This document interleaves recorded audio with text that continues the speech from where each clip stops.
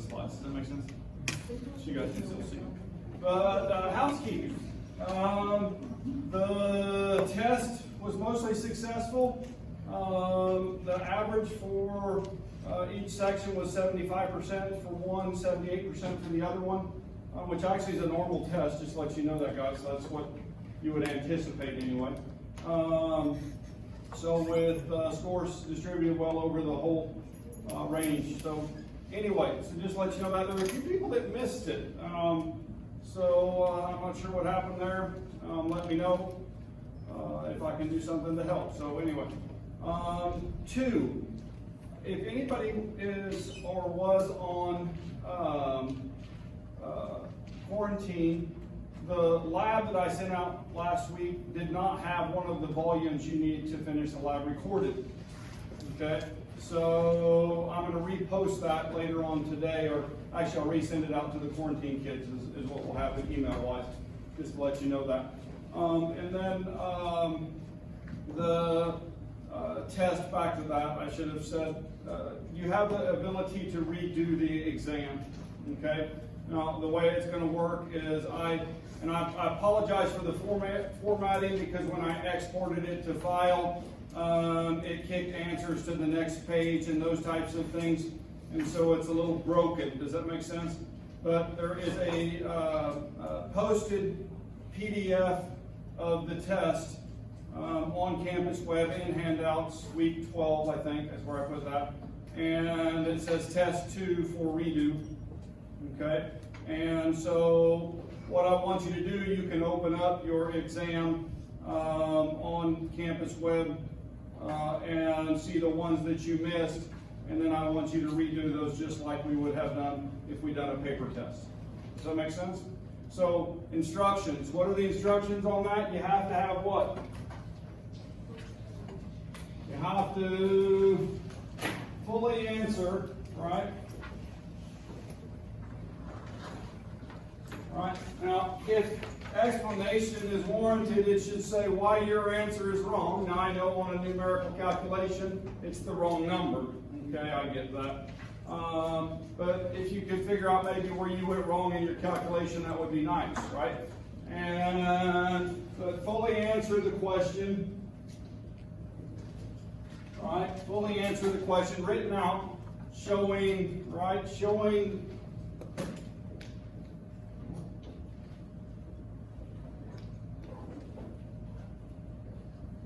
calculations with units or complete definitions. All right, so that you show me you read the section that you don't know as well. Okay, does that make sense? I want those fully written out. Now the nice thing is that you can do it right on that test. Okay, there should be space there on each of those questions. If you need more space, then you could go to the back of the page. Just make sure that we know you went there. Okay, so fully written out, and then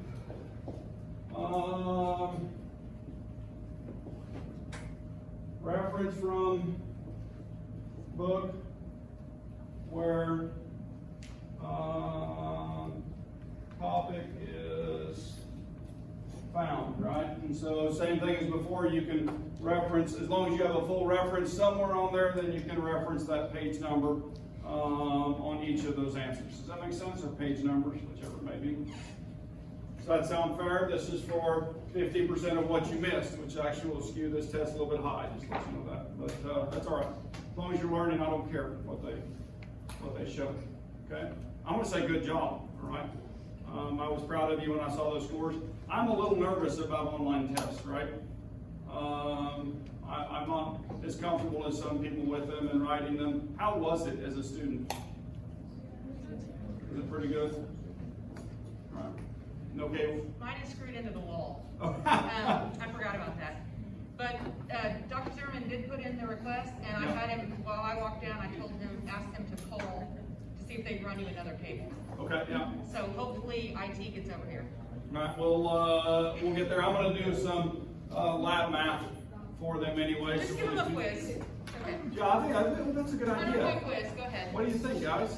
I mean, they're quiz? I'm leaving. That's what happens in physics all the time. That's right. That's right, just automatic. If something doesn't Pop work. quiz, doesn't work, pop quiz.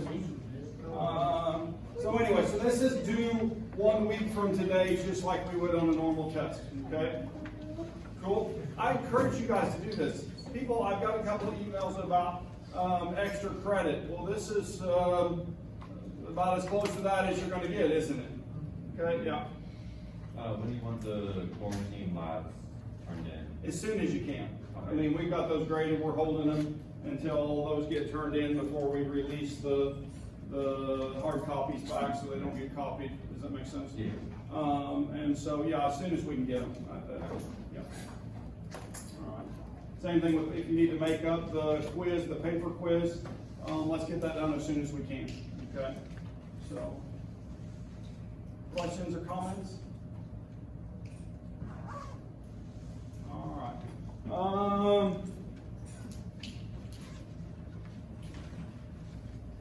Was it harder because it was open book?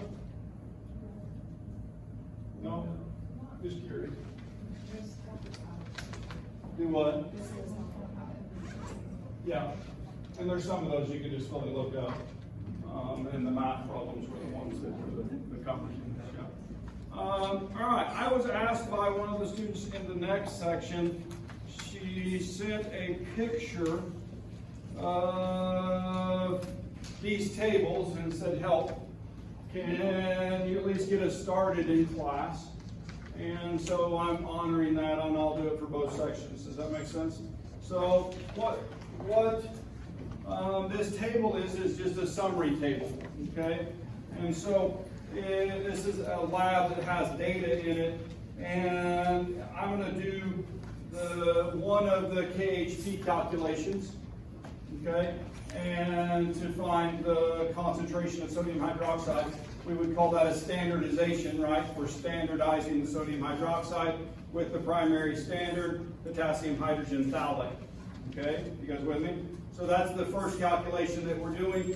We physically did a titration, and when you did that, then you started by weighing out some potassium hydrogen phthalate, or I'm going to call it KHP. Is that all right? Now I'm going to use the abbreviation P for phthalate, knowing that that's not phosphate. Okay, so I'm just telling you right now, so I don't have to write the formula for the phthalate. Okay, so I'm going to use an abbreviation there, which looks like a chemical symbol. All right, and so anyway, on run one on this lab, 0.4805 grams of KHP was weighed out. Okay, and I think that's question or step number one in the stepwise calculations. Okay, it asks you to determine that. So I just did one. And actually the way this lab was done, they put the flask on the balance and then tared that and then had that difference calculation already done by the balance, okay? And so that's fine to do, just acknowledge that that's the way you did that, right? And so anyway, put it in your handout since it's a change from what it says in there.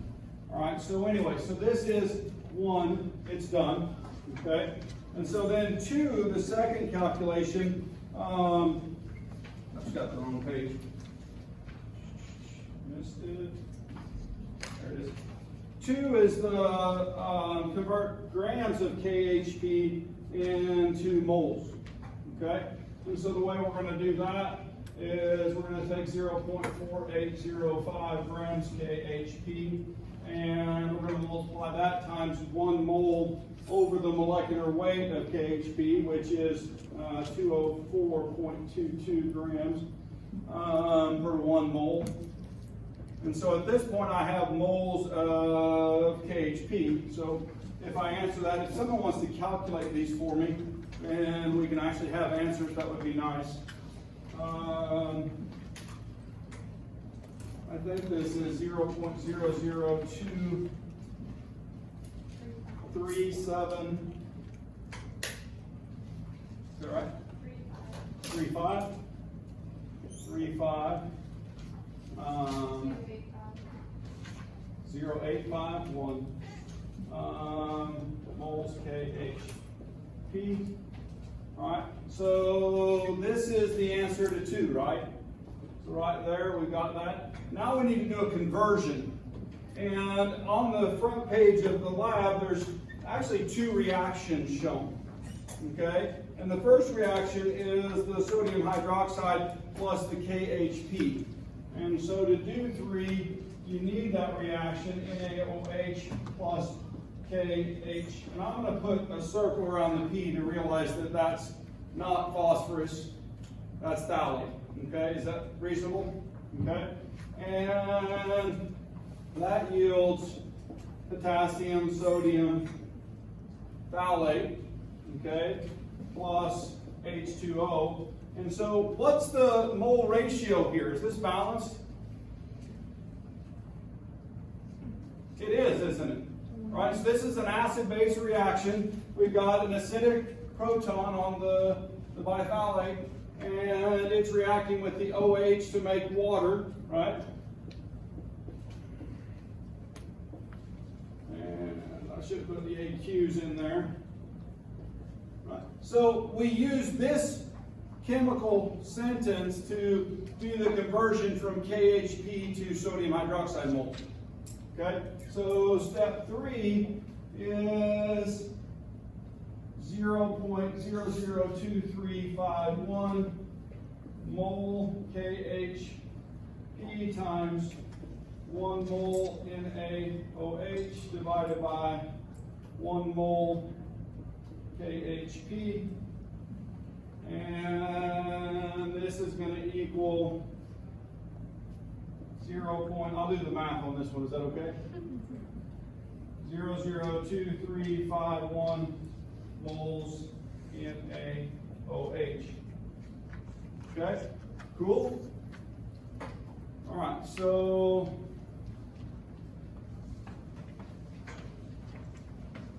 you didn't bring a cable with you.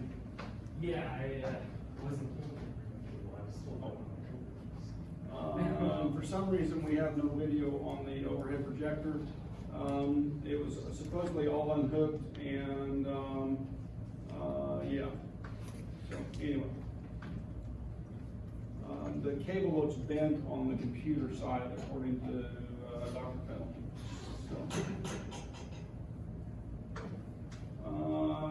all right, back to where we were at. So the next part of this would be to I think find the volume. So determine from the burette readings for the flask, determine the volume of sodium hydroxide used to the nearest 0.01 milliliter. And so I need my initial and final burette reading. And so the final reading was 24.93 milliliters minus 10.20 milliliters, and so this is milliliters of NaOH, right? Anybody got that number?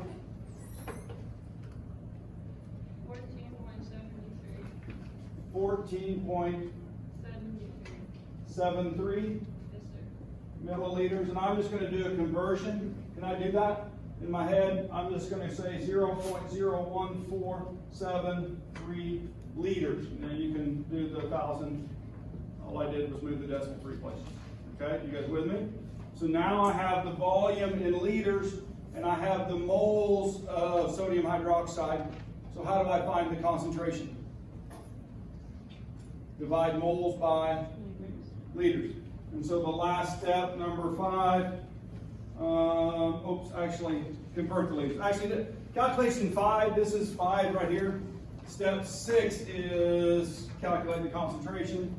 And so 6 is 0.00235 moles per liter.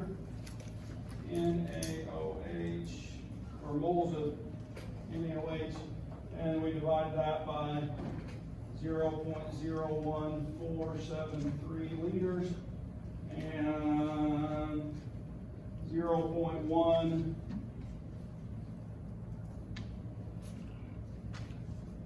596. 596.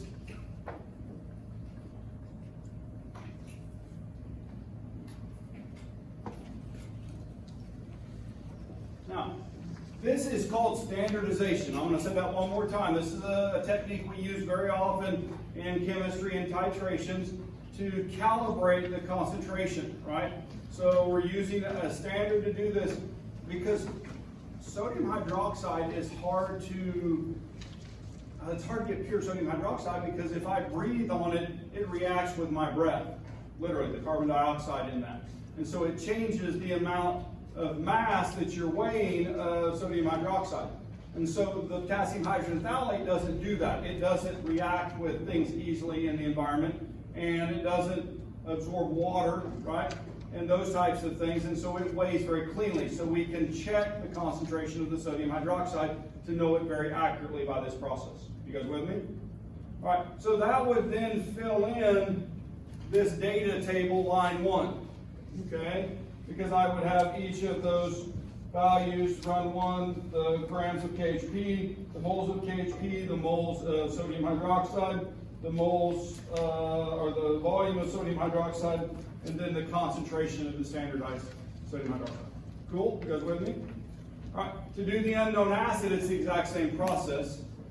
Well, sort of, okay? But instead of starting with grams of KHP, what are we going to start with?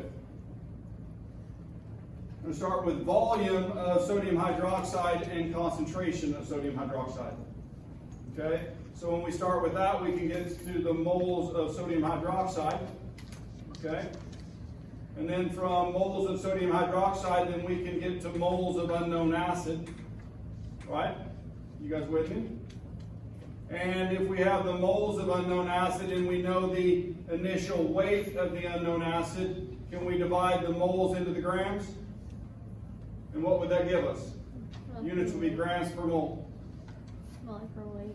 The molecular weight, and that's what this table is asking for. Okay? So, can you guys get there from here? All right.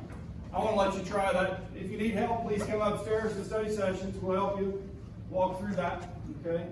Everybody up there should be able to do this calculation. Right? And if they can't, they'll learn for you. Good? All right.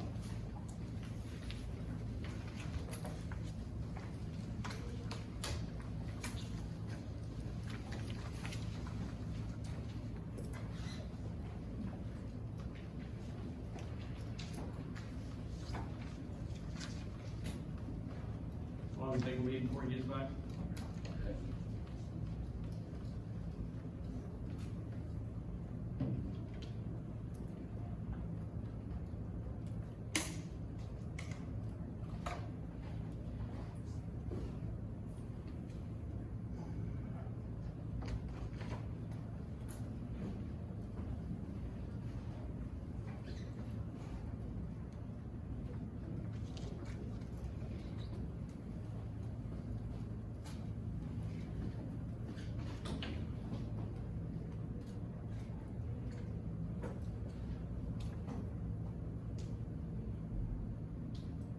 I need one of these in my office.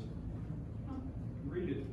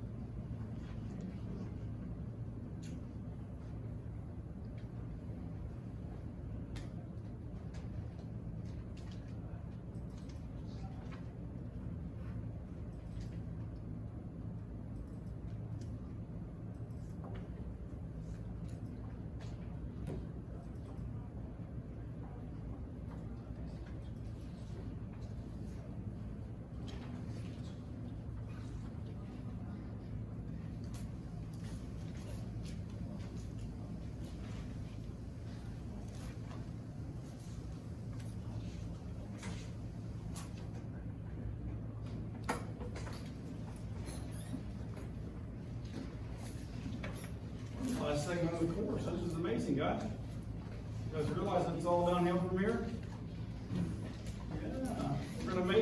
semester, I think. We'll see. Thanksgiving, am I going to stay home? I don't know. I'm working on a couple of take-home labs that we can distribute and you can do in your kitchen. Does that sound interesting? All right, so I'll, just in case, I'll have those on standby. And yeah. All right, so the next segment, we just came out of thermodynamics. And in fact, we'll revisit thermodynamics in a number of different ways throughout the course. But we're actually doing, in PChem, there's an entire semester on thermodynamics, right?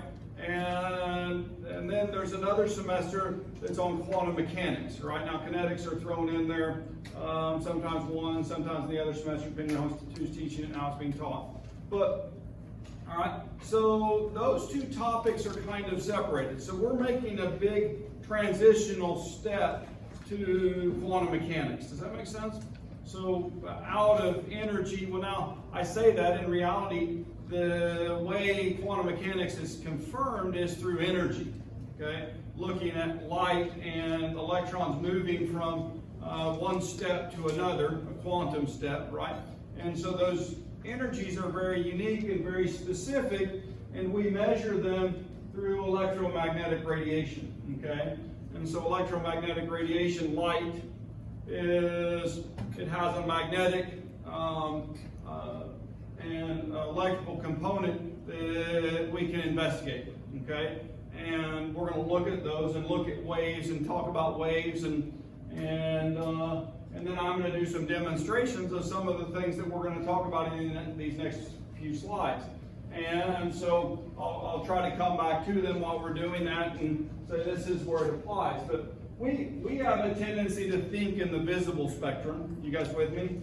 As humans, because our detectors see in the visible part of the spectrum, right? But the range of wavelengths is much, much, much, much bigger than that, okay? The visible part of the spectrum is only a small piece of the spectrum. And if we're looking at the spectrum, then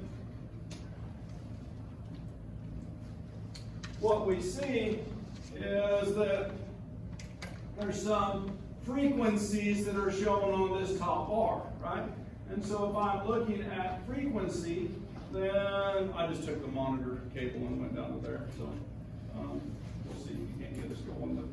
But then what we find is that long radio waves have a very low frequency, and gamma rays have a very high frequency. Okay. And then another thing on this is wavelength, and what we notice is that when we have high frequency, we have very short wavelengths, okay? And when we get over on the other side of this, right, and radio waves have very long wavelengths, okay? And so if we're talking about this in relationship to energy, these have much higher energy than these two, okay? And it graduates across the scale. And so when we start learning about, well, quantum mechanics, then we learn about different transitions that can happen. And in fact, there are very few molecules that have electrons on the right-hand side of the visible spectrum that electrons move from one energy level to another. Or, for example, get knocked out to form an electrical current, right? Now, there's some materials that have been developed that can recover heat, right, wavelengths, and turn those into electricity, but those are custom made molecules to do that. Now, if we go this direction, though, what we're going to find is that the energy here is high enough that we can start moving electrons from one energy level to another, okay? And in fact, when we get on up here a little bit farther, we have enough energy that we can start knocking electrons out of their orbitals. Okay? You guys with me? And we get far enough up here, we start breaking bonds and making new compounds. Okay? We can even knock inner electrons out. We can do all kinds of crazy stuff. And these things happen in the real world. There's one of my favorite cartoons, right? Comic books is the Hulk, right? And it's based on him getting dosed with David Banner getting dosed with gamma radiation and becoming whole, right? Because of that mutation that occurs in him. Right? Now, not very real. Don't expect it to happen to you. You don't want to be exposed to high levels of gamma radiation. Okay? So that's a bad thing for your health, right? So anyway, but we're going to talk about those and talk about those in relationship. You can go ahead. I'll jump right in there. That won't be it.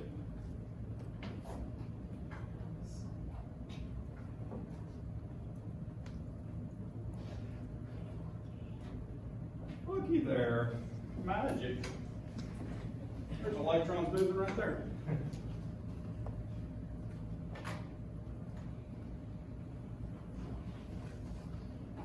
This will be a great video. We should find some humor to put in it.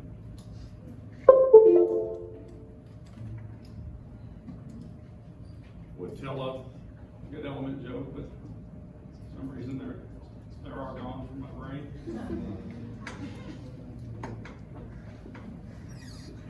Not the best I can come up with.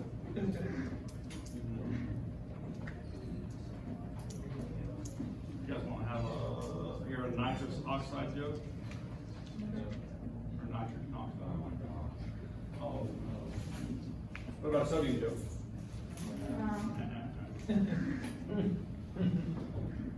Good? All right. Sounds wonderful, yeah. So somebody probably tripped on it in the dark. Something along that line. Something like that. Yep. Now the question is, what were they doing in here in the dark? Yeah. All right. So we are talking about wavelength, frequency, and then the other thing that I didn't talk about is amplitude, right? And so we can put more energy into a lower frequency wave by changing the amplitude of the wave, right? And it doesn't have to be, you guys can think about ocean waves, right? If I have them coming in the same frequency, but one is 1 foot tall and one is 10 feet tall, is there a different amount of energy in the two waves? Yeah, so something to think about, right? So, longer wavelength, so lambda is used for wavelength, you guys all know that, right? At this point, you should have had this before, shorter wavelength, right? We can see going from peak to peak, or we can go valley to valley, or rise to rise, or whatever you want to do, just one segment of the wave, that's how we would divide the length. And then amplitude, right? Low amplitude.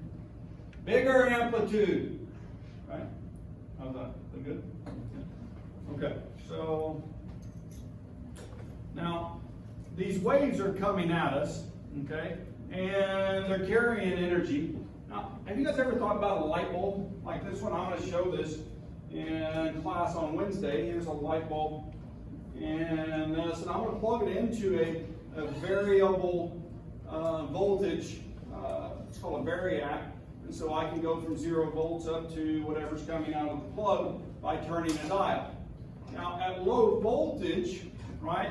At low voltage, that light is going to be more red, right? You guys see that? Most of the light's going to be coming. And in fact, you already know this, right? If I have, well, in the olden days when you had flashlights with filaments in them and your batteries were getting low, what happened? The light dimmed and then the bulb finally turns red and then it goes out, right? You guys with me? And you know, that's going to be an explanation that's going to be gone because of diodes. Okay? Filament bulbs are going away. But this bulb has a filament in it, and so what we're going to do is we're going to do it at low temperature, and then we're going to do the same bulb at a higher temperature, and we're going to see the result of that. It's called black body radiation. The higher the temperature, the whiter the light, the more of the color, the visual part of the spectrum is going to fill in.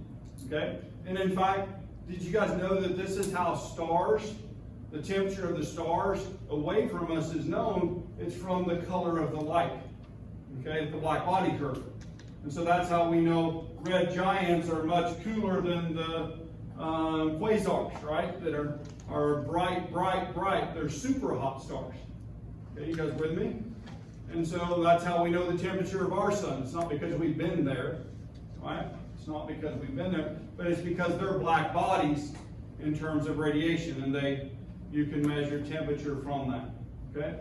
Well, in fact, we have temperature guns which are measuring our infrared radiation.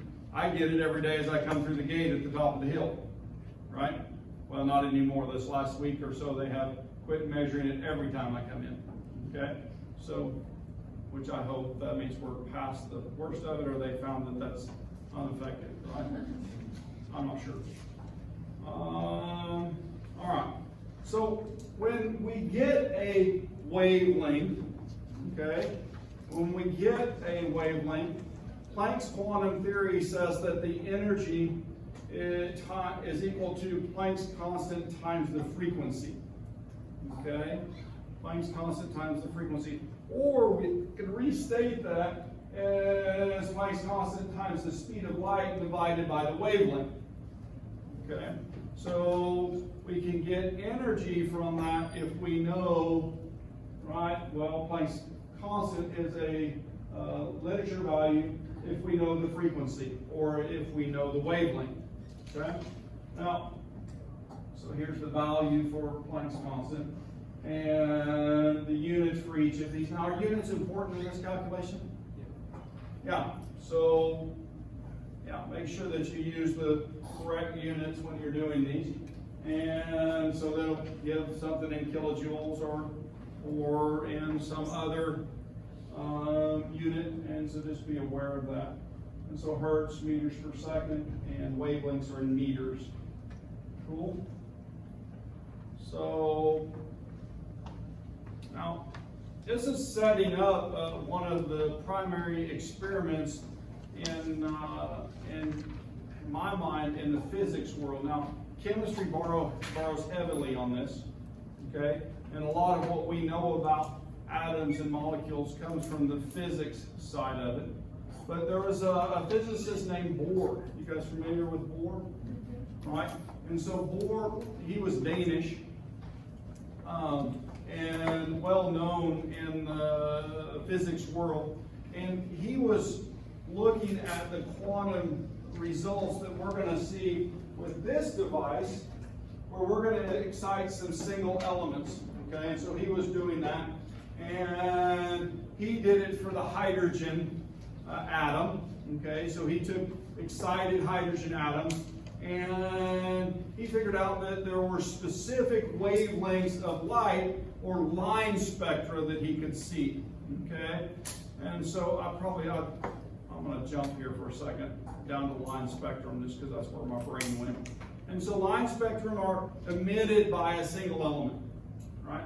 So that single element, when it gets excited, has electrons that transition from a ground state to a higher energy state.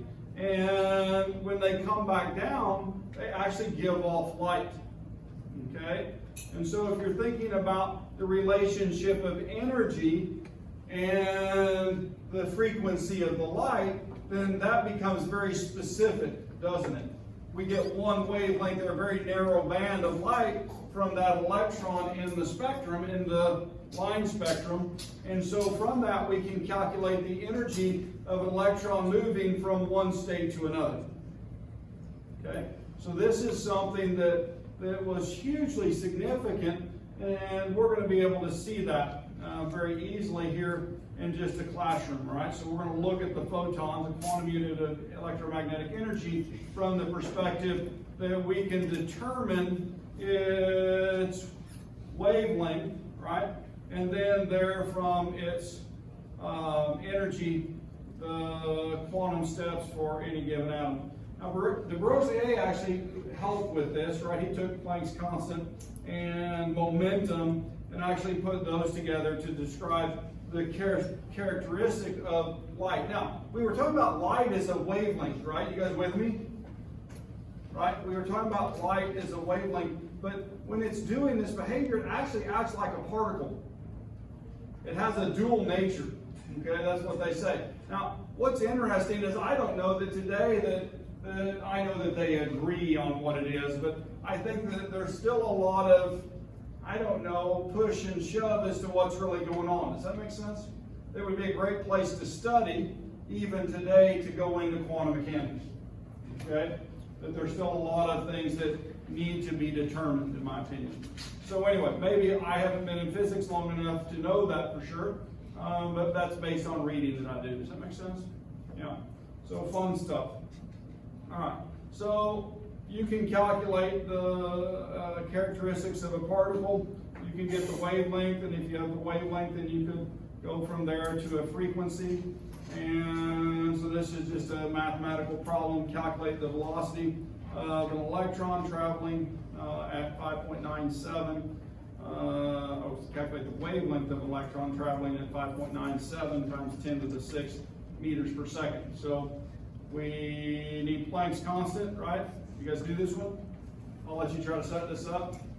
Okay? You need Planck's constant. You need the mass of an electron, right? And you need the velocity. So mass of the electron is 9.11 times 10 to the negative 31 kilograms. And Planck's constant is 6.626 times 10 to the minus 34 joules per second. I don't use this equation very often. I'm going to go back just for a second. And yeah, the mass is in kilograms. I just was checking to make sure that was the case. Okay.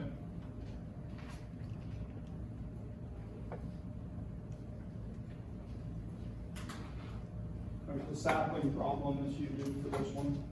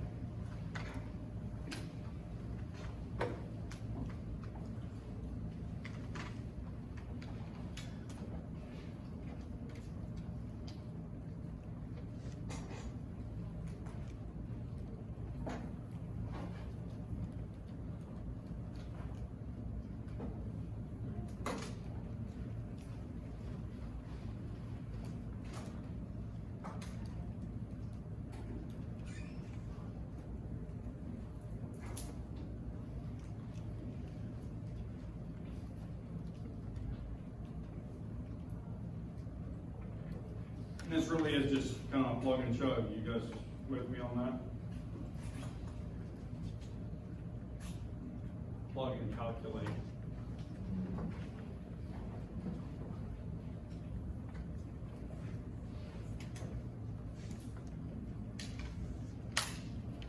So what's the wavelength of an electron?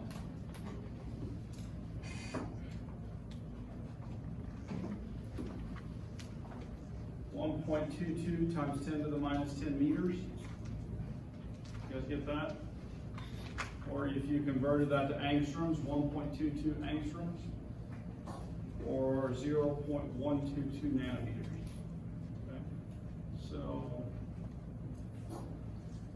wave-particle relationship. What happens to joules? So the base units for joules are given right there. And so in physics, I'm telling you guys right now, I've said this at least a dozen times by now, if you don't know the base units to cancel those, right, as you're going, then you'll get lost in the calculation every time, okay? And you'll set it up backwards or upside down or whatever that is. And so the base units for joules are kilograms times meter squared divided by second squared. The kilograms times the acceleration. Okay. Energy, right?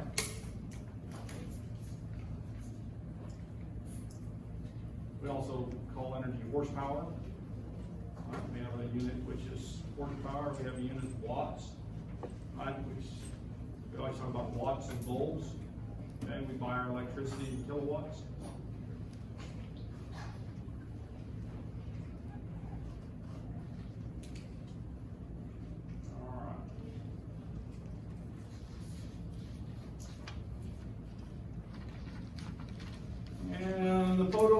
effect, okay? And an interesting thing, if I get hit with light, then I can discharge or hit. When I get hit by light, then I can take electrons and move them on surfaces. Okay, a solar cell works in this fashion. There's metals that do this, and so if we're looking at that in this cartoon, then what we see is light waves are coming in, and those electrons on the surface are kicked loose. And so when that happens, if I have a photocathode and an anode, then what I can do is get those electrons to bump off, and the negative electrons go to the positive or anode, and then I generate electrical current, which can be measured. Okay? In fact, detectors work in this fashion, and then we take devices that can actually amplify that effect. We'll talk about those in quantitative analysis, where we can get from very few electrons get a huge or large enough voltage signal that it can be easily measured. Okay, so we'll look at those types of things. All right, and this is also showing the energy of the light. Right, so the wavelength has to have enough energy, and then once I get to the right wavelength, then amplitude makes a difference. Right, so I have to have a high enough energy wave, and then or short frequency, high energy, and that's the minimum to get it to go. All right, and so once that electron is ejected, then we can get a current. All right, as we said, a quantum unit is a photon, right? And that has a specific amount of energy, which can be determined from its frequency and its wavelength, right? Yeah. Frequency or wavelength, I guess I should say. All right, so line spectrum, we were talking about that. I'm going to get to some examples of those right here in a minute. And so, in fact, up to this point, right, up to this point, we have in lab been doing absorption spectrums. Okay, the IR that we've been using is a spectrometer, and we've been putting compounds in there, and we've been looking at the wavelengths that are removed. You guys with me? Right? That's different than what we're about to do. And what we're going to do, instead of looking at the absorption spectrum, we're going to look at the emission spectrum. Okay, and that should be clearly stated, because when I'm looking at the emission spectrum, I'm actually looking at the wavelength of light that's produced by the material. Okay? Yeah.